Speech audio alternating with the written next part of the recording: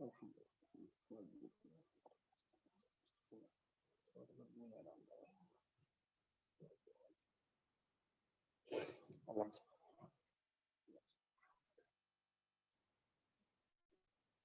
حول ولا قوة إلا بالله العلي العظيم. أعوذ بالله من الشيطان اللعين الرجيم. بسم الله الرحمن الرحيم. الحمد لله رب العالمين. الصلاة والسلام على سيد الأشرف الأنبياء والمرسلين خاتم النبيين سيد المرسلين مولانا مولى الثقلين جد الحسن والحسين أبو القاسم محمد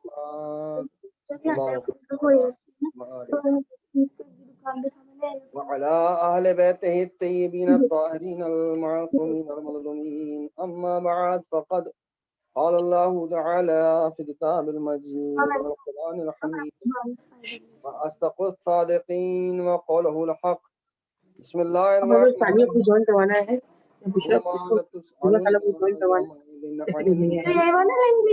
صلوات محمد وآل محمد. اللهم صل على محمد وآل محمد. عزیزان محترم سامعین کرام، آپ حضرات سے گزارش ہے ایک مرتبہ سورہ حمد، 3 مرتبہ سورہ توحید کی تلاوت فرما کر مرحومہ نام بتائیں گے راہل بھائی؟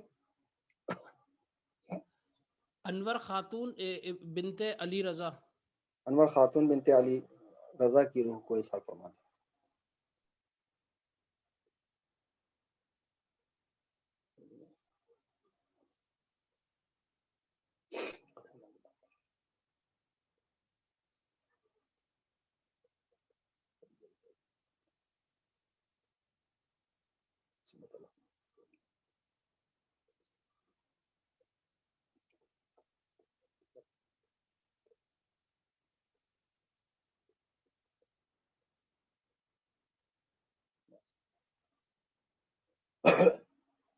صلوات محمد وآل محمد. اللهم صل على محمد وآل محمد. عزیزان محترم سامعین کرام، عزاداران سید الشہداء، جیسا کہ آپ لوگوں کو معلوم ہے کہ یہ مجلس ایک ایصال ثواب کی مجلس ہے، ایک مرحومہ کے ایصال ثواب کی مجلس ہے، ایک مرحومہ کے برسی کی مجلس ہے. پروردگار عالم نے قرآن مجید میں صاف لفظوں میں ارشاد فرمایا ہے، بسم اللہ الرحمن الرحیم، تبارک الذی بیدہ الملک وہو علی کل شیء قدیر. مبارک ہے وہ ذات کہ جس کے قبضہ قدرت کے اندر پوری کائنات ہے. وہو الذی خلق الموت والحیات، وہ اللہ وہ ہے کہ جس نے موت اور حیات کو خلق کیا ہے. یعنی یہ ظاہر سی بات ہے کہ جو انسان دنیا میں آیا ہے اس کو جانا ہے. پھر ارشاد فرمایا کلو نفس ذائقۃ الموت، ہر ایک نفس کو ذائقہ موت چکھنا ہے. پھر سورہ یاسین میں ارشاد فرمایا بسم اللہ الرحمن الرحیم، انا نحن نحیی الموتى ونکتب ما قدموا وآثارهم. بے شک موت اور حیات کے دینے والے ہم ہیں اور ہم تمہارے ہر ایک عمل کو، صرف عمل نہیں بلکہ اس کے اثر کو بھی لکھ رہے ہیں. پھر قرآن میں ارشاد فرمایا بسم اللہ الرحمن الرحیم، الہاکم التکاثر حتی زرتم المقابر کلا سوف تعلمون ثم کلا سوف تعلمون. الہاکم التکاثر یعنی وہ لوگ ہلاک ہو گئے، وہ لوگ ختم ہو گئے، وہ لوگ کہ جو متکبر تھے، غرور والے تھے، جو تکاثر تھے. الہاکم التکاثر حتی زرتم المقابر، وہ لوگ جو اپنی کثرت پر، اپنی طاقت پر، اپنی قوت پر غرور کیا کرتے تھے. حتی زرتم المقابر، ان کا نتیجہ یہ ہوا کہ وہ قبر کے چھوٹے چھوٹے ذروں کے اندر تبدیل ہو گئے. یعنی اس کا مقصد یہ ہے، قرآن میں صاف لفظوں میں اور جگہ جگہ پر ارشاد فرمایا ہے کہ ایک وقت وہ آنا ہے کہ جب انسان کو دنیا سے چلا جانا ہے. اس سورہ جمعہ میں ارشاد فرمایا بسم اللہ الرحمن الرحیم، یا ایھا الذین ھادوا ان زعمتم انکم اولیاء للہ من دون الناس فتمنوا الموت ان کنتم صادقین. اے یہودیوں، اگر تم یہ سمجھتے ہو کہ تم حق پر ہو، تم سچے ہو، تم نیک ہو، تو ذرا موت کی تمنا کر کے دیکھو. یعنی قرآن کی جگہ جگہ پر قرآن کا موت کا ذکر کرنا یہ بتا رہا ہے کہ دیکھو، موت ایک ایسی چیز ہے جس سے انسان نہ تو جھٹلا سکتا ہے، نہ بچ سکتا ہے، نہ فرار کر سکتا ہے. بلکہ سورہ جمعہ میں پھر ارشاد فرمایا وَلَا يَتَمَنَّوْنَهُ أَبَدًا بِمَا قَدَّمَتْ أَيْدِيهِمْ وَاللَّهُ عَلِيمٌ بِالظَّالِمِينَ. قیامت تک کبھی بھی موت کی دعا کر ہی نہیں سکتے، یہ موت مانگ ہی نہیں سکتے، اس لیے کیونکہ ان کے حالات کیا ہیں اللہ جانتا ہے کہ ظالمین کا ارادہ کیا ہے اور ظالمین کے دل میں کیا ہے. واللہ علیم بالظالمین، اللہ جو ہے جانتا ہے ظالموں کو. یعنی اس کا مطلب صاف لفظوں میں یہ ہے کہ جو لوگ ظلم کرتے ہیں، جو لوگ ظالم ہیں، وہ ہمیشہ موت سے گھبراتے ہیں، اور جو لوگ نیک ہوا کرتے ہیں ان کو موت سے خوف نہیں ہوتا، موت سے ڈر نہیں ہوتا. وہ تو انتظار کرتے ہیں کہ موت کب آ جائے. ہم تو خدا کے اس پیغام کا انتظار کر رہے ہیں کہ جب موت کی شکل کے اندر اللہ کا فرشتہ آئے گا اور آ کر کہے گا کہ چلو تمہیں تمہارے خدا نے بلایا ہے. معصومین کا فرمان یہ ہے کہ کون بد نصیب ہے وہ کہ جو کسی کا محبوب اس کو بلائے اور وہ اس کی ملاقات سے گریز کرے. بلکہ ہر ایک چاہنے والے، محبت کرنے والے کا فریضہ یہ ہوتا ہے کہ جب چاہنے والا بلا رہا ہے، محبوب بلا رہا ہے جس سے تم عشق کرتے ہو، تمہارا فریضہ یہ ہے کہ اس کو بلانے پر چلے جاؤ. یعنی انسان یہ بات ظاہری طور پر اور باطنی طور پر ہر طریقے سے یہ جانتا ہے کہ ہم اگر رکنا بھی چاہیں تو دنیا میں نہیں رک سکتے. ہم وقت کو روکنا بھی چاہیں تو وقت نہیں رک سکتا. ہم اگر بچپنے کو روکنا بھی چاہیں تو بچپن نہیں رک سکتا. جوانی روکنا چاہیں جوانی نہیں رک سکتی. ضعیفی روکنا چاہیں ضعیفی نہیں رک سکتی. صحت کو روکنا چاہیں صحت نہیں رک سکتی. سانسوں کو روکنا چاہیں سانسیں نہیں رک سکتی. تو جب ہماری قدرت میں، ہمارے ہاتھ میں کچھ ہے ہی نہیں، تو ہم کیوں نہیں مان جاتے ہیں کہ جس اللہ نے ہمیں خلق کیا ہے جب وہ آواز دے گا تو انا للہ و انا الیہ راجعون، جہاں سے ہم آئے ہیں وہیں ہمیں واپس چلے جانا. اب جس نے ہمیں بھیجا ہے، سوال یہ پیدا ہوتا ہے کہ اس نے کسی مقصد کے لیے بھیجا یا ہمیں ایسے بھیج دیا. آج ایک مرحومہ کے سال ثواب کی مجلس ہے، لہٰذا میں گفتگو اسی عنوان سے کروں گا کہ معاشرے کے اندر جب ایک خاتون کو بھیجا جاتا ہے تو کس لیے بھیجا جاتا ہے؟ جس آیہ مبارکہ کو میں نے اپنا سرنامہ کلام قرار دیا سورہ تکاثر کی آیت ہے. پروردگار عالم نے ارشاد فرمایا بسم اللہ الرحمن الرحیم ثم لتسألن یومئذ عن النعیم. ارشاد ہو رہا ہے کہ تم سے سوال کیا جائے گا. کس کا؟ لتسألن یومئذ عن النعیم. ایک دن ایسا آئے گا جب تم سے نعمتوں کا سوال کیا جائے گا. جب تم سے پوچھا جائے گا کہ نعمتوں کا کیا کیا تم نے، وہ نعمتیں کیا ہیں؟ پروردگار عالم کی بارگاہ کے اندر ہر نماز کے اندر آپ ارشاد فرماتے ہیں، میں بھی پڑھتا ہوں، آپ بھی پڑھتے ہیں، ہر مسلمان پڑھتا ہے بسم اللہ الرحمن الرحیم ایاک نعبد و ایاک نستعین اہدنا الصراط المستقیم صراط الذین انعمت علیہم. اے اللہ ہم کو ان کے راستوں پر واقع رکھنا جن پر تیری نعمتیں نازل ہوئیں. نعمت کیا ہے؟ پھر قرآن نے ارشاد فرمایا بسم اللہ الرحمن الرحیم لا تعد نعمت اللہ. اللہ کی نعمتوں کا کوئی شمار کر ہی نہیں سکتا. اس کے بعد قرآن نے ارشاد فرمایا بسم اللہ الرحمن الرحیم نعمت التی انعمت علیکم وانی فضلتکم علی العالمین. ہم نے تم پر کچھ نعمتیں ایسی نازل کی ہیں کہ تم کو فضیلت بخشی ہے کائنات پر. اب سوال یہ پیدا ہوتا ہے کہ جو سوال ہم سے نعمت کا کیا جائے گا قیامت میں وہ کون سی نعمت ہوگی؟ کسی نے چھٹے امام جعفر صادق علیہ السلام کی خدمت میں عرض کیا اللہم صلی علی محمد و علی محمد. امام کے پاس ایک شخص بیٹھا ہوا تھا، امام کا چاہنے والا ہے. امام نے ایک مرتبہ پوچھا، امام سے ایک مرتبہ پوچھتا ہے یا مولا، اے میرے آقا مجھے تعلیم فرمائیں. یہاں جو ذکر کیا گیا ہے لتسألن یومئذ عن النعیم، قیامت کے دن ایک دن تم سے نعمتوں کا سوال کیا جائے گا، نعمت کا سوال کیا جائے گا. یہ نعمتیں کون سی ہیں؟ حضور نے پوچھا تم بتاؤ یہ نعمتیں کون سی ہیں؟ کہا صاحب ہم تو نعمتیں سمجھتے ہیں روٹی، کھانا، پانی، دال، ہوا، اشجار، نباتات، یہ تمام چیزیں نعمت ہیں. امام نے فرمایا نہیں، تم یہ بتاؤ کہ اسلام کیا کہتا ہے. کیا اسلام اس بات کو کہتا ہے کہ اگر آپ نے کسی کو ایک وقت کا کھانا کھلا دیا ہے تو آپ اس پر احسان جتائیں کہ صاحب میں نے آپ کو کھانا کھلایا ہے. آپ نے کسی کو کپڑا دے دیا تو آپ اس پر احسان جتائیں کہ صاحب ہم نے آپ کو کپڑا دیا ہے. آپ نے کسی کے ساتھ کسی کی امداد کی ہے تو آپ اس کو جتائیں. جب اللہ بندوں کے درمیان یہ بات پسند نہیں کرتا ہے تو کیا خدا قیامت کے دن خود جتائے گا کہ میں نے تم کو کھانا کھلایا, کپڑا دیا, روٹی دیے؟ نہیں. سوال نعمت کا یہ نہیں ہوگا. سوال نعمت کی کون سی ہے؟ ایک مرتبہ امام نے فرمایا کہ قیامت کے دن جس نعمت کا سوال کیا جائے گا وہ نعمت کوئی اور سی نہیں ہے بلکہ ہماری ولایت, ہماری محبت ہوگی, جس کے بارے میں پروردگار عالم سوال کرے گا.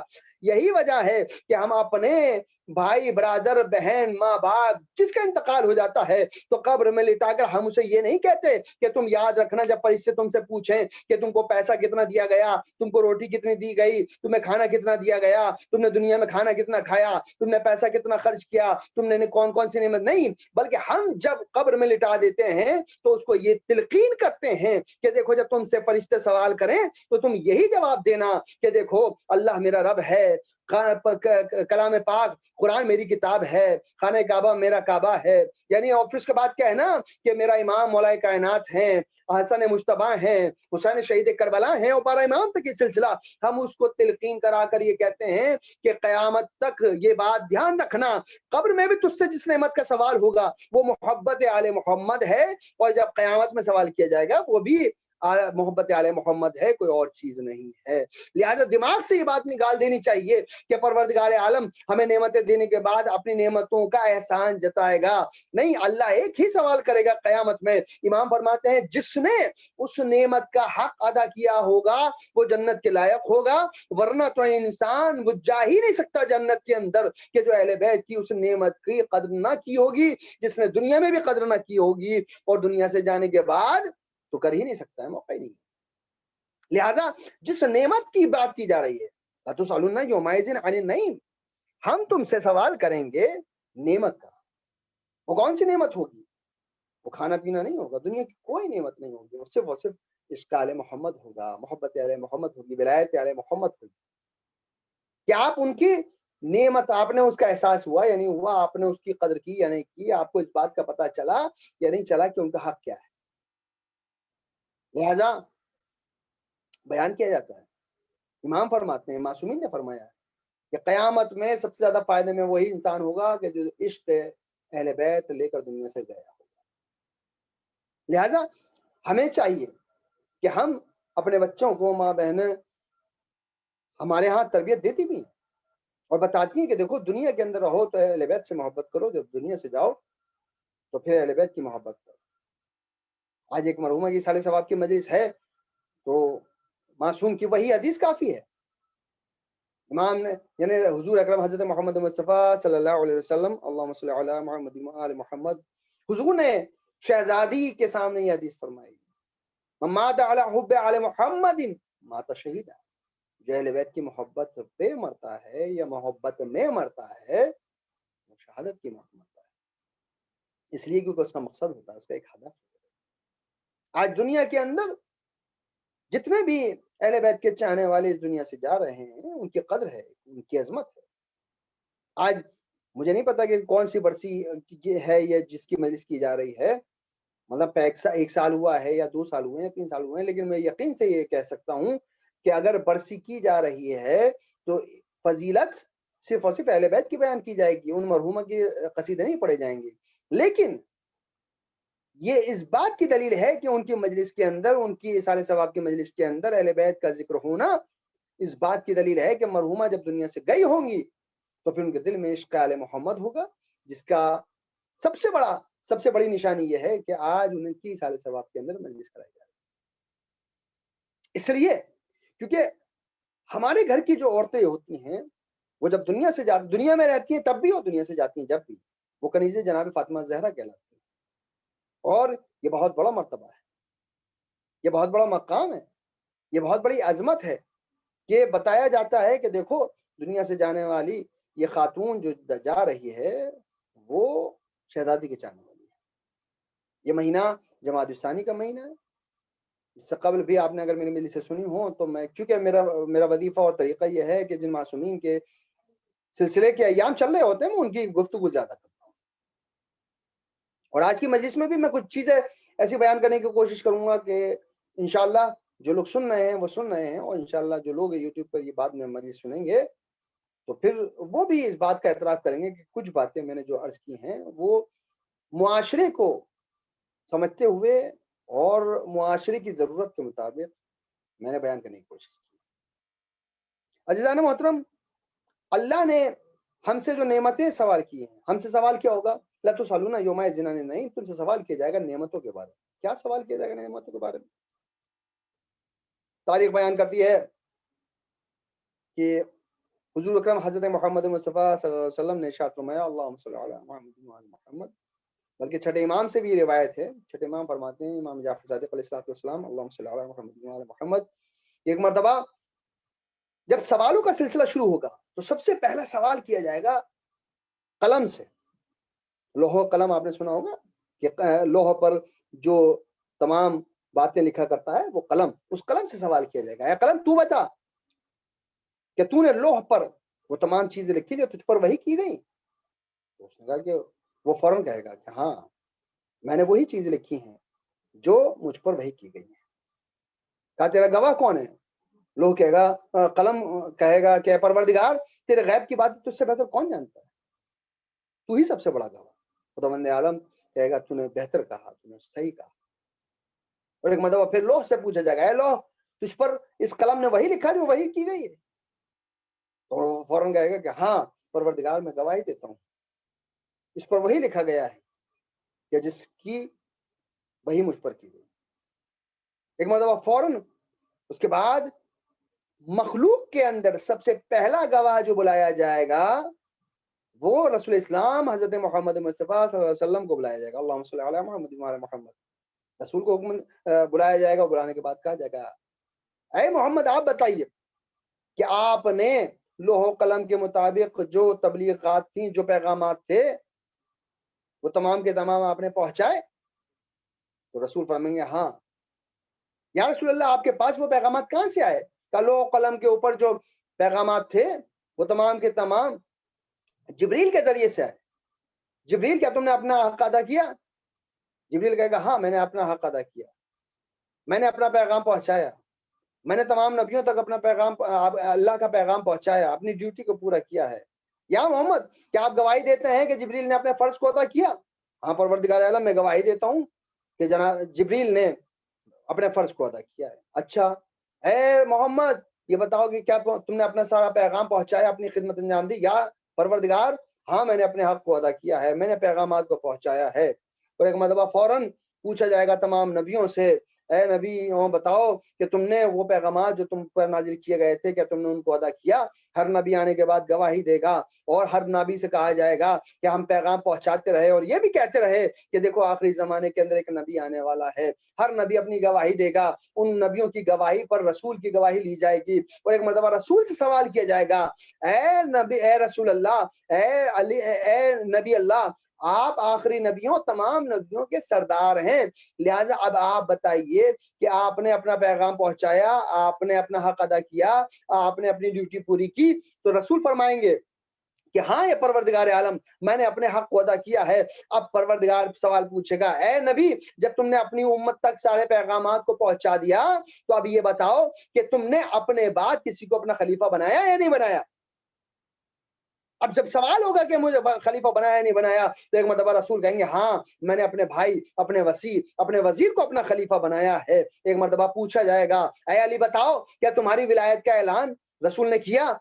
مولا کائنات کہیں گے ہاں پروردگار رسول نے میری ولایت کا اعلان کیا اور مجھے جانشین بنایا، مگر جیسے رسول کی آنکھ بند ہوئی کچھ لوگوں نے میری مخالفت کی اور اس کے بعد میری خلافت کو نہیں مانا ہے۔ تو ایک مرتبہ کہیں گے اے علی کیا تم نے اپنی تبلیغات کو پورا کیا؟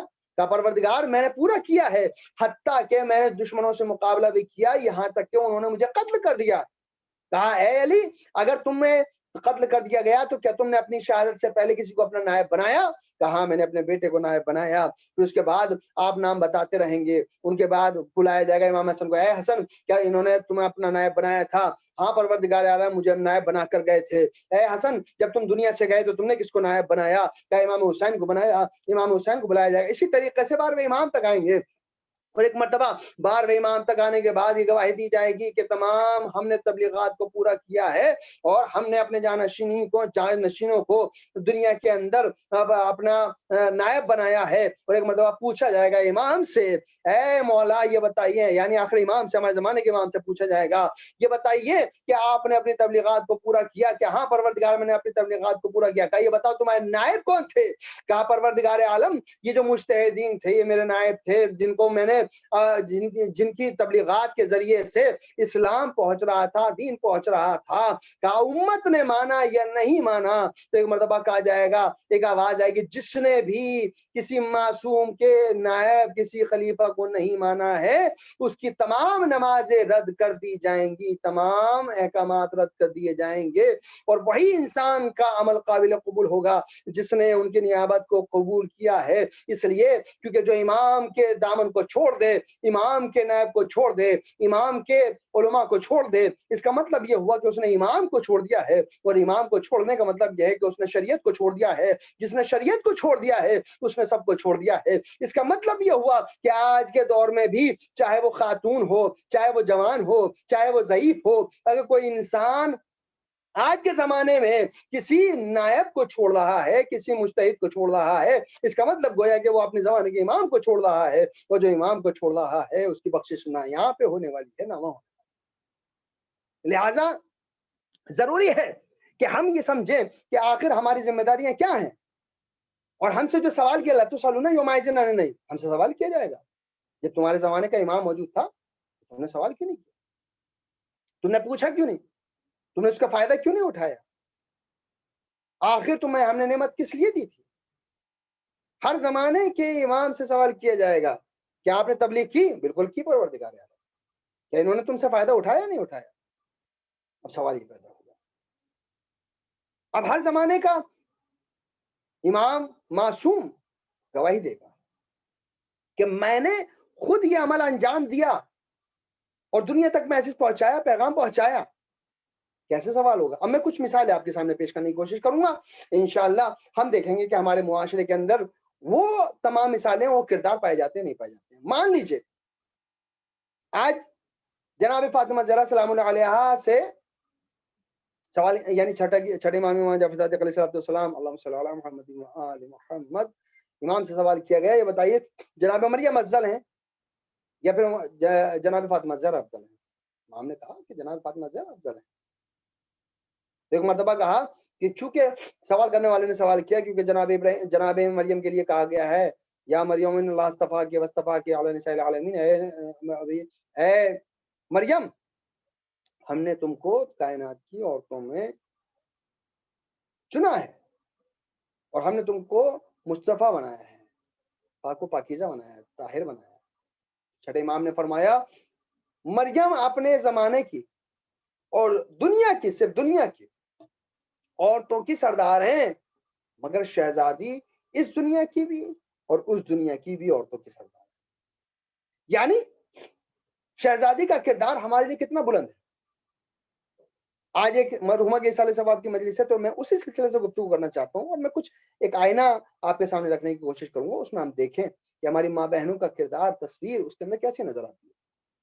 اس لیے کیونکہ اہل بیت کا کردار ہمارے لیے ایک آئینہ ہے، ہم اپنا چہرہ اس کے اندر دیکھیں، اگر ہماری تصویر صاف نظر آتی ہے تو ہمارا کردار صاف ہے، لیکن اگر ہماری تصویر صاف نظر نہیں آتی تو اس کا مطلب یہ ہوا ہمارا کردار صاف نہیں۔ ہمیں چاہیے کہ ہم اس کو امپروو کریں، صاف کریں۔ اس کا مطلب یہ نہیں ہے کہ آئینے کے اندر کوئی کمی ہے، نعوذ باللہ خاکم بتائیں، آئینہ بالکل صاف ستھرا ہے، کہیں نہ کہیں ہماری اس تصویر کے اندر کوئی کمی ہے کہ جو ہمیں صاف نظر نہیں آ رہی۔ آپ دیکھیں شہزادی کا کردار ملتا ہے، تاریخ بیان کرتی ہے کہ بچپن ایسا گزرا کہ کائنات میں کوئی عورت اور کوئی بچی نہیں ہو سکتی ایسی۔ جناب رسول اسلام حضرت محمد مصطفیٰ صلی اللہ علیہ وسلم نے ارشاد فرمایا، صلی اللہ علیہ محمد و آل محمد، جناب یعنی ہمارے نبی جناب اسما سے کہتے ہیں، اے اسما بنت امیس سے کہا، اسما تم فاطمہ زہرا کو، جناب ام سلمہ سے کہتے ہیں کہ ام سلمہ کہ تم جناب فاطمہ زہرا کو کچھ درس اخلاق سکھایا کرو۔ جناب مسلمان نے کہا کہ یا رسول اللہ میں فاطمہ زہرا کو کیا سکھاؤں، بلکہ میں خود اخلاق کے بہت سارے باب فاطمہ زہرا سے خود سیکھا کرتی ہوں، یہ آپ کا بچپن ہے۔ اور اس کے بعد تاریخ بیان کرتی ہے کہ جناب فاطمہ زہرا کا بچپنا ہے، جناب خدیجہ الکبریٰ زندہ ہے، جناب خدیجہ کو کہیں شادی میں جانے کا ایک موقع ہے، شادی میں جانا چاہتی ہیں، تو دیکھا کہ خود آمادہ ہو گئی ہیں، لیکن بیٹی کے پاس کوئی لباس نہیں ہے اچھا جو شادی کے لائق ہو۔ جناب فاطمہ زہرا نے ماں کا چہرہ دیکھا اور سمجھ گئی کہ والد گرامی کیا سوچ رہے ہیں۔ ایک مرتبہ قریب آئی اور آنے کے بعد کہتی ہیں اے مادر گرامی آپ کیا فکر کرتی ہیں، اگر میرے پاس نیا لباس نہیں ہے تو کوئی بات نہیں، لیکن میں نے بابا سے سنا ہے کہ عورت کا خوبصورت لباس یہ ہے کہ اس کا جو نفس ہوتا ہے وہی اس کی خوبصورتی ہے۔ مجھے خوبصورت دکھنے کے لیے لباس کی ضرورت نہیں ہے، مجھے جو کردار دیا گیا ہے، جو میرے والد نے، جو آپ نے مجھے تربیت دی ہے، وہ میرے لیے کافی ہے۔ بس اتنا سننا تھا، جناب خدیجہ نے ایک مرتبہ سینے سے لگا لیا تھا، بیٹی ایسا جواب صرف اور صرف محمد کی بیٹی دے سکتی ہے، اس لیے کیونکہ ایسا نفس، ایسا کردار صرف اور صرف تمہارے پاس ہے۔ اللہ اکبر، ایسی زندگی اگر ہو کسی خاتون کی، کسی بچی کی، تو اس کی جوانی کا کیا عالم ہوگا۔ تاریخ نے بیان کیا کہ باپ کی خدمت کی تو اس طریقے سے کی کہ باپ کو کہنا پڑا الفاطمہ تو ام ابیہا، فاطمہ تو اپنے باپ کی بھی ماں ہے، مطلب اتنی پیار، اتنا شفقت دیتی۔ عزیزان محترم، اس گھرانے کی خاص خصوصیت یہ ہے کہ اس دروازے پر آ کر کوئی خالی ہاتھ نہیں گیا۔ تاریخ بیان یہ کرتی کہ جب جناب فاطمہ زہرا جوان ہوئی، مکے سے مدینے ہجرت کر گئے، اور ہجرت کرنے کے بعد ایسا نہیں ہے کہ جناب فاطمہ زہرا کے بہت سارے رشتے نہ آتے ہوں۔ جب لڑکی جوان ہو جاتی ہے گھر کے اندر تو رشتے بہت آتے ہیں، اور شہزادی کے پاس بہت سارے رشتے آئے، حضور کے پاس بہت سارے رشتے آئے شہزادی کے، مگر حضور نے یہی کہہ کر جواب دیا کہ دیکھو پروردگار عالم اس کا فیصلہ کرے گا، اس کا اختیار صرف اور صرف پروردگار عالم کے ہاتھ میں ہے۔ اور تاریخ نے بیان کیا۔ اب دیکھیے جو میں بات کہنے جا رہا ہوں، یہ خدا کرے میرے سننے والے اور جو بھی جب بھی میری اس بات کو سنیں تو ایک بار بیٹھ کر تنہائی میں اس بات کو سوچیں۔ جب رشتے کی بات آئی اور پروردگار عالم نے پیغام پہنچا ہے نبی اللہ، ہم نے علی و فاطمہ کا نکاح آسمان پر عرش پر پڑھ دیا ہے، ہم چاہتے ہیں کہ زمین پر تم دونوں کی رضامندی سے نکاح پڑھ دو۔ تو ایک مرتبہ رسول اسلام نے جناب فاطمہ زہرا کی بھی مرضی پوچھی، اور جناب فاطمہ سے جب سوال کیا گیا اس بارے میں، جناب فاطمہ زہرا نے صرف اور صرف اپنے چہرے کو جھکا لیا، خاموشی، السکوت کل اقرار، خاموشی جو ہے وہ جواب ہوا کرتی ہے ہاں۔ اس کے بعد مولا کائنات سے پوچھا گیا اے علی، پروردگار عالم یہ چاہتا ہے کیا تم فاطمہ سے اس زواج اور اس رشتے میں بندھنے کا خیال کرتے ہو؟ ایک مرتبہ ایک تاریخ بیان کر دی کہ رسول اسلام نے پوچھا، ایک تاریخ بیان کر دی کہ مولا کائنات نے خود جا کر کہا۔ اور رشتہ ایک بہت بڑا واقعہ بھی ہے کہ تاریخ بیان کرتی ہے کہ صاحب رسول اسلام نے یہ اعلان کر دیا تھا کہ جس کے دروازے پر ستارہ اترے گا اور اس سے جو ہے جناب فاطمہ زہرا کی شادی ہوگی۔ اور قرآن میں صاف لفظوں میں کہا گیا کہ پروردگار عالم نے کہا سخر لکم الشمس والقمر واللیل والنہار، ہم نے دن اور رات اور چاند اور سورج کو اپنے اختیار میں لیا، مگر ستارے تمہارے اختیار میں دیا، یعنی اہل بیت کے اختیار میں دیا، مگر ستارے اپنے ہاتھ میں رکھے، اس لیے کیونکہ ایک ستارے کو اتارنا تھا۔ یہ اور الگ کی بات ہے، لیکن مجھے جو بات کرنی ہے، ایک پیغام پہنچانا ہے، وہ الگ ہے۔ تاریخ بیان کرتی ہے کہ مولا کائنات سے ایک مرتبہ رسول اسلام نے سوال کیا کہ اچھا یہ بتاؤ، چلو رشتہ ہو گیا، شادی کا ارادہ ہے، یہ بتاؤ مہر کا کوئی انتظام ہے؟ مہر کیا دو گے؟ تو مولا کائنات نے حضور کی خدمت میں عرض کیا یا رسول اللہ میرے پاس 3 چیزیں ہیں، ایک تلوار ہے، ایک زرہ ہے اور ایک گھوڑا ہے، میں تینوں میں سے ایک چیز فروخت کر دوں گا اور فروخت کرنے کے بعد مہر ادا کروں گا۔ اب یہاں پر جو بات غور کرنے کی ہے، میں نے اپنے خطبے میں بھی یہ بات عرض کی تھی اور میں اپنے ناظرین کو یہ بات پیغام پہنچانا چاہتا ہوں اور اس کو سوچئے گا۔ رسول نے پوچھا کہ مہر کہاں سے دو گے اور کیا دو گے؟ مولا نے کہا کہ میرے پاس 3 چیزیں ہیں، تلوار ہے، گھوڑا ہے اور زرہ ہے، تینوں میں سے ایک چیز بیچ دوں گا اور اس کے بعد دوں گا۔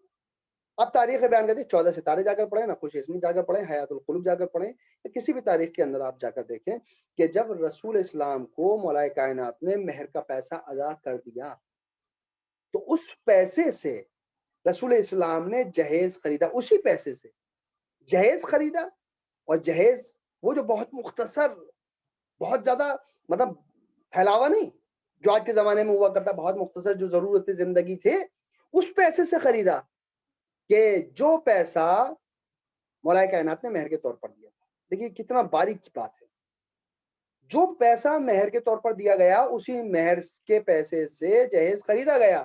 آج کے زمانے میں ہم جہیز مانگتے ہیں، گاڑی دے دو، بنگلہ دے دو، پیسہ دے دو، یہ دے دو، وہ دے دو، اتنے سوالات ہوتے ہیں۔ رسول نے قانون بنا دیا، پہلے لڑکے سے پوچھو کہ مہر کیا دو گے، جو مہر کا پیسہ ہوگا اسی کے مطابق جہیز دیا جائے گا۔ اللہ اکبر، قسم خدا کی اگر یہ قانون ہم اپنے معاشرے میں بنا دیں تو کوئی غریب باپ اپنی بیٹی کی شادی کے لیے پریشان نہ رہے، اس لیے کیونکہ رسول نے قانون بنا دیا کہ اگر لڑکے کو اس بات کی خواہش ہے کہ میرے گھر کے اندر جہیز بہت عالیشان آئے تو اس کا فریضہ بھی یہ ہے کہ وہ اپنا مہر بھی عالیشان ادا کرے۔ مان لیجیے ایک لڑکا چاہتا ہے کہ مجھے فلیٹ بھی ملے، کار بھی ملے، پیسہ بھی ملے، کیش بھی ملے اور مجھے یہ ملے اور بہت زیادہ خواہشیں ہوں، تو اس کا فریضہ یہ ہے کہ وہ مہر بھی اسی اعتبار سے ادا کرے تاکہ اس کا باپ، لڑکی کا باپ اسی اعتبار سے خرچ کر کے اس کے لیے جہیز کا انتظام کرے۔ اگر یہ انتظام ہو گیا تو کسی بھی باپ کے پاس 5 لڑکیوں 10 لڑکیوں ہو، فکر کرنے کی ضرورت نہیں ہوگی، اس لیے کیونکہ اسلام نے جو قانون بنایا ہے وہ مسلمانوں کی سہولیت کے لیے بنایا ہے، اس لیے نہیں بنایا گیا ہے کہ آپ جہیز مانگتے رہیں اور مہر ادا بھی نہ کریں اور ادا کر بھی دیں یا مہر رکھوا بھی دیں تو پھر آپ اس بات کی خواہش کریں کہ صاحب اس کو معاف کروا لیا جائے۔ آج کے زمانے میں جو لوگ مہر کو معاف کروا لیا کرتے ہیں، رسول اسلام کی حدیث ہے کہ ہم ہرگز ان کی شفاعت نہیں کریں گے جو اپنی زوجہ کا مہر ادا نہیں کرتے۔ اللہ اکبر، دیکھیں میں بات بہت گہری کہہ رہا ہوں۔ ایک غریب باپ ہے، اپنی بیٹی کی شادی نہیں کر سکتا، پھر کیا کرے؟ لڑکا کار مانگ رہا ہے، لڑکا دولت مانگ رہا ہے، لڑکا پیسہ مانگ رہا ہے، لڑکا کیش مانگ رہا ہے۔ ٹھیک ہے بھائی، اگر کیش مانگ رہے ہو تو ٹھیک ہے، اس سے کہو کہ وہ مان لیجیے 10 کروڑ کا سامان مانگ رہا ہے تو 10 کروڑ کا مہر ادا کر دے۔ باپ اسی پیسے سے مہر اس کا کیا نام ہے سامان، اس کی خواہشیں پوری کر دے گا، باپ پہ کوئی وزن نہیں پڑے گا۔ غریب بیٹیاں، غریب لڑکیاں گھر میں بیٹھی نہیں رہ جائیں گی، لوگ اپنی بچیوں کی شادی کے لیے پریشان نہیں ہوں گے۔ کتنا بڑا قانون بنا دیا رسول اسلام۔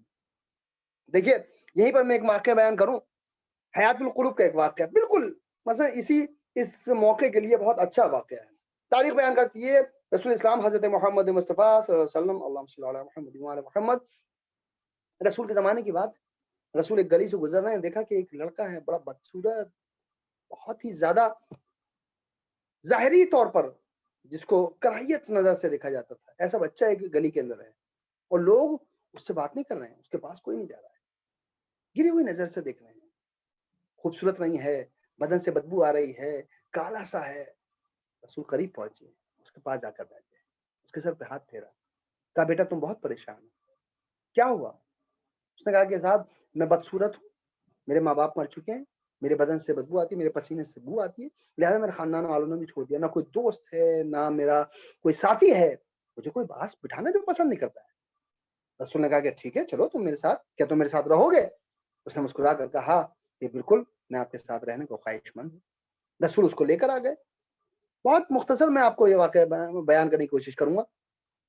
رسول آپ آ گئے ہیں، رسول تاریخ بیان کرتی ہے کہ اپنے ہاتھوں سے لقمے بنا بنا کر کھلاتے ہیں، اپنے پاس بٹھایا کرتے ہیں، اس سے پیار سے بات کرتے ہیں، اس سے پوچھا اے بیٹا یہ بتاؤ کہ تم کو کیسا محسوس ہو رہا ہے؟ اس نے کہا یا رسول اللہ کائنات کا سردار مجھے اپنے ہاتھوں سے لقمہ بنا کر کھلا رہا ہے, مجھ سے پیار محبت سے بات کر رہا ہے, مجھ سے زیادہ امیر کون ہے؟ اب تو مجھے لگتا ہی نہیں کہ میں غریب ہوں, میں دنیا کا سب سے بڑا امیر ہوں. اب سمجھے, پتہ یہ چلا کہ دنیا میں غریب دولت سے نہیں ہوتا, جس کے دل میں محبت اہل بیت نہ ہو وہ غریب ہے, جس کے دل میں الفت اہل بیت نہ ہو وہ غریب ہے. تاریخ نے بیان کیا کہ ایک مرتبہ وہ وقت آ گیا کہ جب یہ لڑکا جوان ہو گیا. جب جوان ہوا تو ایک دن اس کے جتنے بھی دوست تھے, جتنے بھی احباب تھے, جتنے سرکل اس کا یعنی جو اس کے ہم عمر لوگ تھے, ان سب کی شادی ہو گئی. ایک دن سر جھکائے ہوئے بیٹھا ہوا تھا رسول سے. رسول نے ایک مرتبہ پوچھا کہ آخر تم نے سر کیوں جھکایا ہوا, پریشان لگتے ہو؟ اس نے کہا نہیں یا رسول اللہ ایسی کوئی بات نہیں. نہیں بتاؤ تم پریشان لگتے ہو. اس نے کہا رسول اللہ میرے سارے دوستوں کی شادی ہو چکی ہے مگر میری شادی نہیں ہوئی. رسول نے پوچھا کہ تم شادی کرنا چاہتے ہو؟ وہ ایک مرتبہ خاموش ہو کر کہتا ہے یا رسول اللہ مجھ سے کون شادی کرے گا, نہ میرا خاندان, میرے ماں باپ مر چکے ہیں, نہ میرا کوئی دوست ہے, کوئی مجھے پسند نہیں کرتا. رسول نے کہا یہ بتاؤ تم شادی کرنا چاہتے ہو یا نہیں؟ اس نے کہا یا رسول اللہ ہر ایک نوجوان کی خواہش ہوتی ہے کہ شادی کرے, میرے بھی دل میں تمنا ہے میری شادی ہو. رسول نے کہا ٹھیک ہے, اگر تم چاہتے ہو کہ شادی ہو تو فلاں جگہ پر جاؤ, ایک بہت مالدار انسان ہے, اس کی اکلوتی بیٹی ہے, بہت زمین جائیداد ہے اس کے پاس جاؤ اور جانے کے بعد اس سے کہنا کہ رسول نے فرمایا ہے کہ تم اپنی بیٹی کا مجھ سے کر دو. اس نے کہا رسول اللہ وہ مانے گا؟ کہا تم میرا پیغام لے کر تو جاؤ. ایک مرتبہ تاریخ بیان کرتی کہ وہ گیا اور جانے کے بعد وہ امیر انسان اپنے دوستوں کے ساتھ بیٹھا ہوا. اور ایک مرتبہ جیسے ہی وہاں پہ قریب پہنچا اور قریب پہنچنے کے بعد اس نے کہا السلام علیکم. وہ محفل میں اس نے دیکھا کہ یہ کون ہے جو مجھے سلام کر رہا ہے. دیکھا کہ ایک بہت ہی نعوذ باللہ خاکم بتہن کراہیت صورت والا ایک لڑکا. ایک مرتبہ پوچھا ہاں بتاؤ کون؟ کہا میں رسول کا پیغام تمہارے لیے لے کر آیا. اس نے کہا تو بیان کرو, رسول کا پیغام ہے تو. اس نے کہا کہ نہیں میں چاہتا ہوں کہ آپ تنہائی میں مجھ سے بات کریں. اس نے کہا نہیں رسول کا پیغام ہے تو سب کے سامنے بیان کرو, تنہائی میں بات نہیں کی جائے گی, کیونکہ رسول کے پیغامات گوشے میں نہیں سنائے جاتے, غدیر خم جیسی جگہ کے اندر سنائے جاتے. بتاؤ سب کے سامنے بتاؤ کیا تم پیغام لے کر آئے ہو؟ اس نے کہا کہ نہیں میں تنہائی میں چاہتا ہوں. اس نے کہا نہیں تم بتاؤ. جب اس نے سوال کیا تو اس نوجوان نے کہا کہ رسول نے حکم دیا ہے کہ آپ اپنی بیٹی کا نکاح مجھ سے کر دیں. ایک مرتبہ اس مالدار انسان نے اس نوجوان کو دیکھا, دیکھنے کے بعد کہا اپنے نوکر سے کہا کہ اس کے مسافر خانے میں بٹھاؤ. مسافر خانے میں بٹھا دیا گیا. اپنے ایک نوکر کو بھیجا کہ جاؤ رسول سے جا کر پوچھو کیا رسول نے بھیجا ہے یا یہ نوجوان اپنی طرف سے آیا. نوکر گیا رسول سے پوچھا یا رسول اللہ کیا آپ نے بھیجا ہے؟ رسول نے کہا ہاں میں نے بھیجا ہے.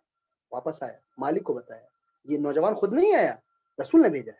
ایک مرتبہ فوراً جب یہ کنفرم ہو گیا کہ رسول نے بھیجا ہے, اس کے باوجود بھی اس کا دل نہیں مانا, کیونکہ بیٹی خوبصورت اکلوتی بیٹی ہے, مالدار بیٹی ہے, لیکن اس کا شادی وہ کسی ایسے کے ساتھ کیوں کر دے گا جو خوبصورت نہ ہو, اس کا دل نہیں مان رہا ہے. ایک مرتبہ فوراً اس نوجوان سے کہتا ہے کہ دیکھو تمہیں رسول نے بھیجا ہے, وہ بات ٹھیک ہے, ہم شادی ضرور کر دیتے مگر ہم کیا کریں, اس لیے کیونکہ ہم جب بھی شادی کرتے ہیں تو اپنے خاندان میں کیا کرتے ہیں, ٹالنے کی کوشش کی. جیسے آج کل رشتے کے لیے اگر کسی کا رشتہ آتا ہے تو ٹالنے کا کوئی نہ کوئی بہانہ تلاش کیا جاتا ہے, اس نے بھی رشتہ تلاش کرنے کی کوشش, ایک بہانہ تلاش کرنے کی کوشش. پردے کے پیچھے سے وہ لڑکی سن رہی تھی جس کے عقد کی بات ہو رہی تھی. ایک مرتبہ جب وہ نوجوان کہنے لگا کہ مجھے پتا ہے, مجھے یہ پتا ہے کہ جواب یہی ملنا تھا, لہٰذا میں رسول سے جا کر یہ پیغام پہنچا دوں گا, میں جا رہا ہوں. وہ چل دیا.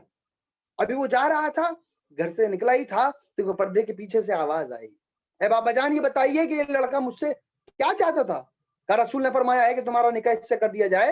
ایک مرتبہ بیٹی کہتی ہے بابا جان بس اتنا بتائیے, میرا فیوچر, میری زندگی آپ بہتر سمجھ سکتے ہیں یا رسول زیادہ بہتر سمجھ سکتے ہیں؟ اللہ, آپ بہتر سمجھ سکتے ہیں رسول زیادہ بہتر سمجھ سکتے ہیں. مطلب کہا بیٹا رسول سے بہتر کون جانے گا. کہا بس اگر رسول نے کہہ دیا ہے کہ میرا نکاح پڑھ دیا جائے تو میں قبول کرتی ہوں, اس لیے کیونکہ رسول نے کچھ تو دیکھا ہوگا تبھی تو میرے لیے یہ نوجوان چنا ہے. اللہ. فوراً باپ نے کہا کہ جاؤ اس کو بلا کے لاؤ, ایسا نہ ہو کہ رسول کے پاس پہنچ جائے. اور اس کو بلایا گیا اور بلانے کے بعد کہا گیا کہ ہم تیار ہیں تم سے اپنی بیٹی کا عقد کرنے کے لیے. رسول کی خدمت میں پہنچے, یا رسول اللہ آپ نے ایک نوجوان کو بھیجا تھا لہٰذا ہم اپنی بیٹی کی شادی اس سے کرنے کے لیے آمادہ ہیں. ایک مرتبہ رسول نے کہا کہ تم آمادہ نہیں ہوئے ہو, تمہاری بیٹی نے تمہارے لیے آمادہ کیا ہے. اس لیے کہ کچھ باتیں کبھی کبھار ایسی ہوتی ہیں کہ باپ کو بیٹا یا بیٹی جو ہے وہ راہ دکھایا کرتی ہے. ایک مرتبہ اس نے کہا یا رسول اللہ ٹھیک ہے ہم شادی کر دیں گے. اب ذرا توجہ سے نوجوان میری بات کو سنے گا. جو میں بات آپ کی خدمت میں عرض کرنا تھا، ابھی میں نے کہا تھا نا، ابھی یہ عرض کر رہا تھا کہ خواہش کرنا کہ صاحب ہمیں گاڑی چاہیے، ہمیں فلیٹ چاہیے، ہمیں کیش چاہیے، یہ جو ہم جہیز میں مانگا کرتے ہیں. ایک مرتبہ رسول کا پیغام سنیے گا اور بات پوری اگر پہنچ جائے تو انشاءاللہ دعائیں دیجیے گا. ایک مرتبہ رسول سے اس کے باپ نے کہا کہ ٹھیک ہے ہم اپنی بیٹی کی شادی کر دیں گے، لیکن یہ بتائیے کہ ہماری بیٹی کو شادی کر کے وہ کہاں لے جائے گا؟ تو رسول نے کہا کہ جب تم بیٹی دے رہے ہو تو گھر بھی دو. اب آج کا نوجوان ہو سکتا ہے یہ اس تاریخ کو اگر ادھوری سنے تو فوراً کہے گا جب رسول جہیز مانگ رہے تو ہم بھی جہیز مانگ سکتے، اس میں کیا حرج ہے؟ لیکن بات پوری سنیں. ایک مرتبہ فوراً رسول نے کہا کہ جب تم بیٹی دے رہے ہو تو مکان کا بھی انتظام کرو. اس نے کہا اچھا ٹھیک ہے مکان کا انتظام کر جائے گا، مگر زندگی کے اسباب، کہا جب گھر دے رہے ہو تو پھر اسباب بھی دو. اس نے اسباب کا انتظام کر لیا، سب کچھ انتظام کیا. اچھا یا رسول اللہ یہ بتائیے بارات میں کون آئے گا؟ کہا کہ میں آؤں گا اور دولہا ہوگا. کہا بس اتنی مختصر بارات؟ مطلب رسول نے فرمایا کہ تو نے انصاف نہیں کیا. میں نبیوں کا سردار جس بارات میں آ رہا ہوں وہ صرف سردار نہیں آ رہا، جناب آدم بھی اس شادی میں ہوں گے، جناب ابراہیم، جناب اسماعیل، 1,24,000 نبی جس بارات کے اندر موجود ہوں اس بارات کا مرتبہ کیا ہوگا. یعنی ہمیں بتایا جا رہا ہے حیات القلوب کے اس روایت سے کہ جس شادیوں کے اندر درود کے ساتھ بارات جایا کرتی ہے اس شادیوں کا معیار الگ ہوتا ہے، اور جو بینڈ باجے کے ساتھ جاتی ہیں اس میں کوئی اور نہیں جاتا، نہ رسول ہوتے ہیں نہ معصوم، اس میں شیطان جایا کرتا ہے. اور جس کی بارات شیطان کے ساتھ جائے اس کا فیوچر کیسا ہو سکتا ہے انسان کو خود سوچنا چاہیے. لہذا ایک مرتبہ تاریخ بیان کر دی ہے، جیسے ہی شادی کا انتظام ہوا اور شادی ہو گئی، بارات رخصت ہو گئی، وہ نوجوان اپنے حجرے عروس میں آیا اور جیسے اس نے زوجہ کے چہرے کو دیکھا، تاریخ بیان کرتے اس نے وضو کیا، وضو کرنے کے بعد نماز پڑھنے لگا، سجدے پہ سجدہ، شکر کا سجدہ کر رہا ہے، سجدے پہ سجدہ کر رہا ہے، اس سے گفتگو بھی نہیں کر رہا ہے. 3 روز ایسے گزر گئے. تاریخ نے بتایا جب لڑکی کی ماں اس سے ملنے کے لیے آئی اور میں لڑکی سے پوچھا تو خوش ہے؟ تو لڑکی نے کہا میں کیا بتاؤں، یہ تو مجھ سے گفتگو نہیں کرتا، صرف نمازیں پڑھتا ہے. رسول نے پوچھا کیا ہے نوجوان تم صرف نمازیں پڑھ رہے ہو، اس سے گفتگو تک نہیں کر رہے؟ ایک مرتبہ کہتا ہے یا رسول اللہ اب دیکھیے وہ لوگ جو یہ مانگتے ہیں نا کہ مجھے بنگلہ دے دیں، گاڑی مل جائے، جہیز کے اندر یہ مل جائے وہ مل جائے. ایک مرتبہ رسول نے پوچھا اے نوجوان یہ بتاؤ کہ تم صرف اور صرف عبادتیں کر رہے ہو، ایک مرتبہ اس سے گفتگو کیوں نہیں کرتے ہو؟ ایک مرتبہ کہتا ہے یا رسول اللہ میں کیا کروں، دنیا نے مجھے ٹھکرا دیا تھا، آپ جیسے سرپرست مل گیا، میرا خاندان، میرا دوست، میرا کوئی رشتہ دار نہیں تھا، مگر اتنی خوبصورت زوجہ مل گئی، اتنا اچھا گھرانہ مل گیا، اللہ نے مجھے گھر دے دیا، میرے زندگی کے اسباب دے دیے.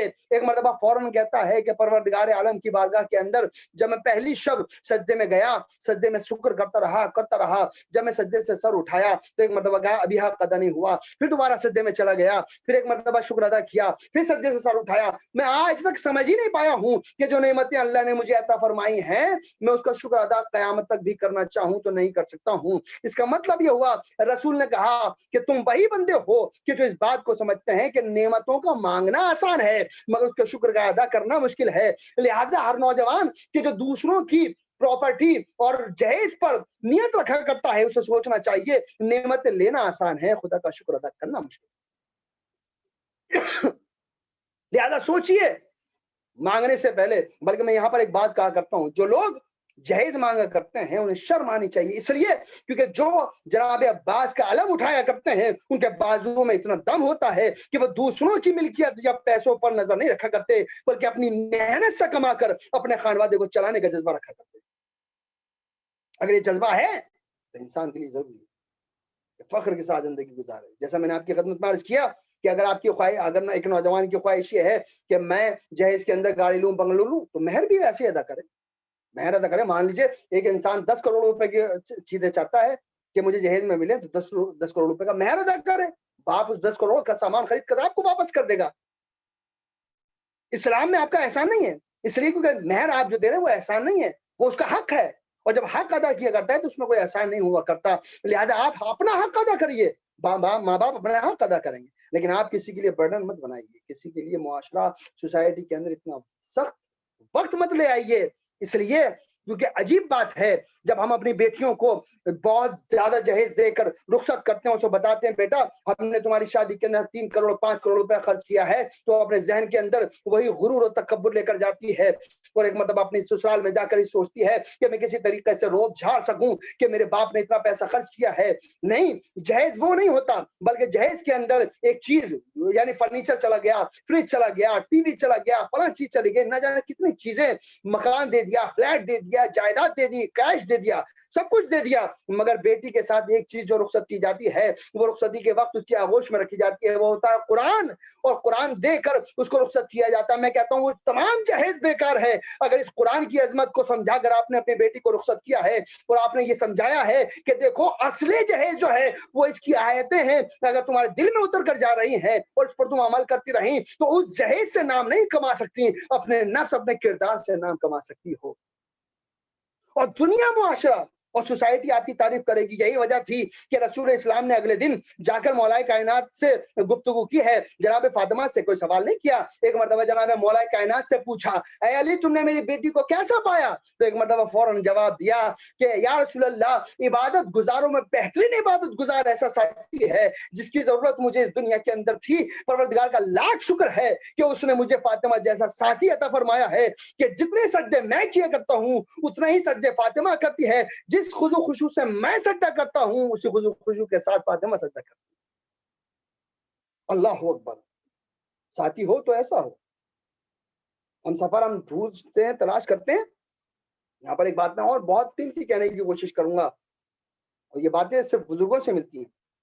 آیت اللہ سیستانی کا فتویٰ جا کر آپ توضیح مسائل میں دیکھیں، آیت اللہ سیستانی صاف کہا ہے کہ نہ ایسے گھر کے اندر رشتہ کرو، یعنی نہ ایسے گھر کو بیٹی دو، نہ ایسے گھر سے بیٹی لو جس کے اندر نماز نہ پڑھی جاتی ہو۔ اللہ اکبر، ہم کیا تلاش کرتے ہیں؟ یہ دیکھو کہ پراپرٹی کتنی ہے، بینک بیلنس کتنا ہے، گاڑیاں کتنی ہیں، فلیٹ کتنے ہیں، جائیداد کتنی ہے۔ امام یعنی آیت اللہ فرما رہے ہیں نہ ایسے گھر میں بیٹی دو، نہ ایسے گھر سے بیٹی لو کہ جس کے اندر نماز نہ پڑھی جاتی۔ جائیداد کتنی ہو؟ کیوں؟ اس لیے کہ جس کو سجدہ کرنے کا سلیقہ نہیں آتا ہو اس کو زندگی گزارنے کا سلیقہ نہیں آ سکتا۔ اللہ، آج سوسائٹی کے اندر دیکھیے، میں ابھی جمعے کے اندر میں اس بات کو عرض کر رہا تھا، میں ریسرچ کر رہا تھا۔ سعودی عرب اسلام کا بہت بڑا ملک ہے جس کے اندر ریشو نکالا گیا، تحقیق کی گئی کہ سعودی عرب کے اندر 10 شادیاں روزانہ ہوتی ہیں، جس میں سے کم یعنی اگر 10 شادیاں ہوتی ہیں، 10 شادیاں اگر سعودی عرب کے اندر ہو رہی ہیں تو 3 طلاقیں روز ہوتی ہیں، جس کا یعنی تعداد مہینے کے اندر 261 پہنچ جاتی ہے۔ 261 طلاقیں مہینے میں ہوتی ہیں، جس کا سال میں 61,200 کچھ 221 یا 222 61,200 کیا نام ہے 22 طلاقیں سال میں ہوتی ہیں۔ سوچئے، یعنی انسان کی اتنی طلاقیں اگر سال کے اندر ہو رہی ہیں، وجہ کیا ہے؟ اس لیے کیونکہ کردار فاطمہ زہرا نہیں ہے۔ کردار فاطمہ زہرا نہیں ہے۔ کردار فاطمہ زہرا اگر وہاں پر ہوتا تو پھر اتنی طلاقیں نہیں ہوتی۔ سوچئے اتنے طلاقیں ہونے کی وجہ کیا ہے؟ شہزادی نے اپنا کردار جو پہنچایا ہے وہ اس لیے آج یہ بیماری ہمارے ہندوستان میں ہی پیدا ہو رہی ہے۔ ہم بہت عام سمجھتے ہیں طلاق کا ہو جانا، رشتے کا ٹوٹ جانا۔ معصومین نے، اسلام نے بتایا رشتہ جوڑو تو بہت سوچ سمجھ کے جوڑو، اور اگر جوڑ رہے ہو تو اسے نبھانے کی کوشش کرو۔ اس لیے کیونکہ طلاق ایک ایسا عذاب ہے، ایک ایسا عذاب ہے۔ میں نے بلکہ ایک بات کہی تھی کہ کسی بھی معصوم نے، ہمارے 14 معصوموں میں سے کسی نے بھی، یعنی 12 اماموں میں سے کسی نے بھی اپنی زوجہ کو طلاق نہیں دی، یعنی نہ کر کے بتایا کہ یہ بہت برا عمل ہے۔ جس گھر کے اندر لفظ طلاق کا ذکر ہو جائے اس کے اندر تو فرشتے بھی نہیں آیا کرتے۔ لہذا ہمیں چاہیے کہ ہم اپنے رشتوں کو نبھانے کی کوشش کریں، ہم اس رشتوں کو نبھائیں، ہم اپنے گھر کا ماحول، اپنی بیٹیوں کو تربیت دیں۔ جس گھر کے اندر جا رہے ہو اس گھر کو سسرال میں سمجھنا، اپنا گھر سمجھنا، تاکہ اس گھر کے اندر جانے کے بعد جو اثر پڑے وہ ایک الگ ہی اثر ہو۔ اگر اس گھر کے اندر کوئی نوکرانی بھی آ جائے، کوئی میڈ بھی آ جائے تو وہ تم سے درس لے، اس لیے کیونکہ جس گھرانے کی ہم مثال دیا کرتے ہیں اس گھر کی نوکرانی، اس کے گھر کی جو کنیز تھی، اس کا کہنا یہ ہے کہ میں گئی تو کنیز بن کر گئی تھی، مگر مجھے کبھی احساس نہیں ہو کہ میں کنیز بن کر اس گھر میں رہ رہی ہوں، اس لیے کیونکہ ایک دن میں کام کرتی ہوں، ایک دن فاطمہ کام کرتی ہیں۔ جناب فضا کہتی ہیں میں نے زندگی میں کبھی ایسا موقع ملا ہی نہیں کہ میں جناب فاطمہ زہرا کو سلام کروں، مولا کائنات کو سلام کروں، امام حسن امام حسین کو سلام کروں، نہیں، بلکہ اس سے میں سلام کروں اس سے پہلے ادھر سے سلام آتا تھا اور میں سلام کا جواب دیا کرتی تھی۔ میں بڑی اشتیاق میں تھی کہ کوئی موقع پر ایسا ملے کہ میں سلام کروں، لیکن مجھے کبھی احساس نہیں ہو سکا، کبھی مجھے اس بات کا موقع نہیں مل سکا، اس لیے کیونکہ اہل بیت مجھ سے پہلے سلام کیا کرتے تھے۔ عجیب بات ہے، ہم دنیا کے اندر اس بات کا انتظار کرتے ہیں کہ اگر میڈ آئی ہے تو مجھے سلام کرے، کوئی غریب آیا ہے تو مجھے سلام کرے۔ اہل بیت کہنا نہیں، سلام ایک دعا ہے، جب انسان کسی کو سلام کیا کرتا ہے تو اس کی توفیقات میں اضافہ ہوا کرتا ہے۔ لہٰذا ہمیں چاہیے کہ ہم درس لیں۔ آخری بات، کیونکہ وقت ہو گیا، میں صرف آخری بات آپ کو پیغام پہنچانا چاہتا ہوں۔ ہمارے گھر کا ماحول کیسا ہونا چاہیے، گھر کا معاشرہ کیسا ہونا چاہیے، گھر کا ماحول کیسا ہو، اور یہ ماحول ہمیں جبھی ہو سکتا ہے کہ جب گھر کی مالکن، گھر کی سرپرست جو خاتون ہے اس کو نجس اور پاک کی تمیز ہو، اور وہ کب ہوگی؟ جب ہم اس کو دینی تعلیم دلائیں گے۔ جناب فضا نے آ کر اہل بیت سے وہ تربیت لی، شہزادی سے وہ تربیت لی کہ زندگی بھر تاریخ بیان کرتی ہے کہ قرآن سے گفتگو کرتی ہیں، ایک لفظ کبھی بھی بغیر قرآن کے نہیں بولا۔ آج ہمارے گھر کا ماحول کیسا ہونا چاہیے؟ میں اشارتاً ایک بات کہوں گا، اور میرے سننے والوں تک اگر یہ پیغام پہنچ جائے تو میری محنت سوارت ہو جائے گی۔ ہمارا ماحول یہ ہونا چاہیے کہ ہمارے گھر میں جو میڈ، ہمارے گھر کے اندر جو کام کرنے والی ہوں، کم سے کم ان کو اتنا علم ہو کہ نجس کیا ہوتا ہے، پاک کیا ہوتا ہے، تاکہ اگر کسی دن کوئی نمازی آپ کے ہاں مہمان ہو جائے تو اس کے سامنے جو گلاس کا پانی جائے، پانی کا گلاس جائے، وہ نجس نہ ہو، پاک ہو۔ اس لیے کیونکہ آپ کسی کو نجس پانی پلا دیں گے، اس کو علم نہ ہو، ٹھیک ہے، اس پر کوئی اثر نہ ہو، مگر نجاست کا اثر آپ کے ذریعے سے کم آپ کو گناہ کے اندر مبتلا کر سکتا ہے۔ لہٰذا ہمارے گھر کا اگر ماحول پاک ہوگا، ہمارے گھر کا فرش پاک ہوگا، ہمارے گھر کا ماحول پاک ہوگا، ہمارے گھر کا کیا نام ہے جو گفتگو ہوگی وہ آنے والے لوگوں سے جو ہمارے گھر کے اندر آ رہے ہیں وہ پاک و پاکیزہ ہوگی، تو وہ برکتیں بن کر اتنے بلند ہوتی چلی جائیں گی کہ آپ کے گھر سے وہ خوشبو دنیا کے معاشرے میں پھیلتی چلی جائے گی، تاکہ آپ کے گھر سے جب وہ خوشبو نکلے گی تو آس پڑوس کے لوگوں کو بھی معطر کرتی چلی جائے گی، اور ایسا کردار سامنے آئے گا کہ پھر آپ کو بتانے کی ضرورت نہیں پڑے گی کہ ہم مسلمان ہیں، آپ کا کردار بتاتا چلا جائے گا کہ آپ مسلمان ہیں۔ لہٰذا ہمارے گھر کی خاتونوں کے لیے، میری ماں بہنیں اگر میری اس بات کو سننی ہے تو اس بات میں نے اشارتاً ایک بات کہی ہے کہ آپ کے گھر کے اندر ماحول اتنا پاکیزہ ہو کہ اگر آپ کے یہاں کوئی مہمان آ جائے تو جو گلاس کا یعنی پانی کا گلاس اس کے سامنے جا رہا ہے تو وہ پاک و پاکیزہ ہونا چاہیے۔ یہ پاک تربیت ہی تھی کہ اہل بیت نے بتایا کہ دیکھو ہمیں کسی چیز کی ضرورت نہیں ہے، ہم کسی چیز کے محتاج نہیں ہیں۔ جناب فضا کو بڑی محبت کی اہل بیت سے، تاریخ بیان کرتی ہے کہ جناب فضا نے ایک مرتبہ دیکھا کہ گھر کے اندر بڑی غربت ہے، واقعی کے چل رہے ہیں۔ ایک مرتبہ جناب فضا کو سونا بنانا آتا تھا، اکسیر ایک چیز ہوتی ہے، اس کے جناب فضا نے اکسیر لے کر اور تانبا لے کر دونوں چیزیں ملا کر اس کو مکس کر کے جناب فضا نے جو ہے سونا بنانے کی کوشش کی، اور سونا بنا کر لا کے مولا کائنات کی خدمت میں لاتی ہیں، اور لانے کے بعد کہتی ہیں مولا مجھ سے فاقے نہیں دیکھے جاتے، میں چاہتی ہوں کہ آپ اس سونے کو فروخت کریں۔ ایک مرتبہ سونے کو دیکھا، اور سونے کو دیکھنے کے بعد مولا نے کہا، مولا فرماتے ہیں فضا اگر تم اس کے تانبے کو بھی اگر تھوڑا سا پگھلا دیتی، اچھی طریقے سے پگھلا دیتی تو یہ سونا بہت اچھی قسم کا بن جاتا۔ جناب فضا نے بڑی حیرت سے دیکھا اور پوچھا مولا آپ کو کیا اس فن کا بھی علم ہے؟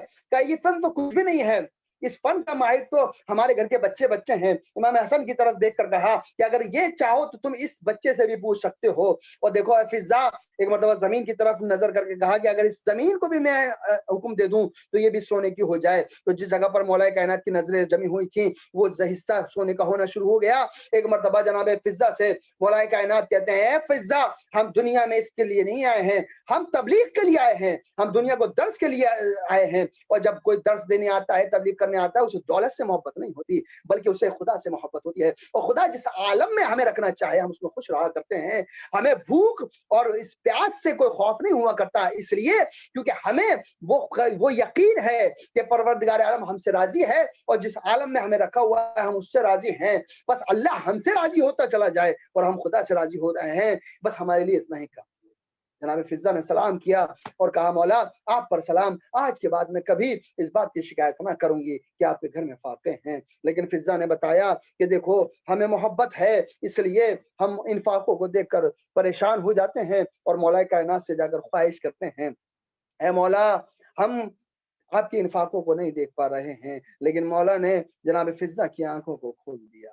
لیکن میں کہوں گا اے فضا تم نے چند روز کے فاقوں کو دیکھا, لیکن تم کاش اگر کربلا کے اندر ہو اور تم نے دیکھا ہے, لیکن کاش جناب فاطمہ زہرا کی اے کنیز تم نے آج جو درد محسوس کیا ہے, مجھے یقین ہے کہ جب آپ کربلا پہنچی ہوں گی تو آپ کو یہ واقعہ ضرور یاد آیا ہوگا جب مولا نے کہا کہ ہم فقر اور بھوک اور پیاس سے نہیں ٹوٹتے اور ہم پہ کوئی اثر نہیں ہوتا اس لیے کیونکہ ہمیں خدا کی رضا ضروری ہے.